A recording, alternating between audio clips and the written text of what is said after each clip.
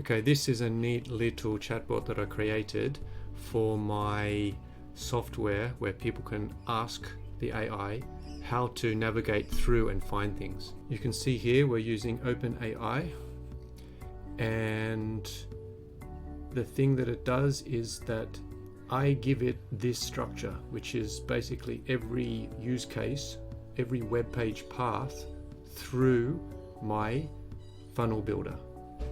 Okay, this is the prompt that I give it. You are a helpful chatbot that helps users navigate a web application, blah, blah, blah. Always return responses in HTML, blah, blah, blah.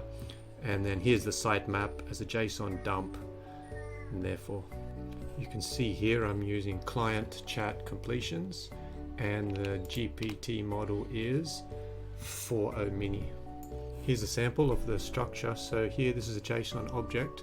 And then for each section here, you can see edit funnel, CRM, settings, profile, etc., reset password.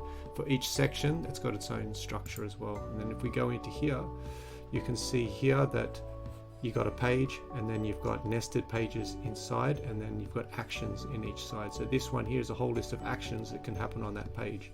And so the AI scans through, we give it the prompt, what do we want it to do? It scans through everything in one go and then finds exactly the path and then prints it out on the HTML.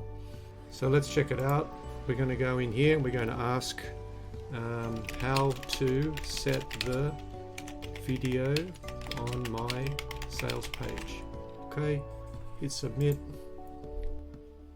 And there you go. So it's created these steps, all of these steps, and it's stepping everyone through from the first page. Okay, it's giving you all the steps all the way through, and it's really quite amazing actually. So the hard part is creating the sitemap itself, but once you've got the sitemap there and you've got all of the use cases in there with all of the functions, the actual use case functions that happen, the AI just knows where to go.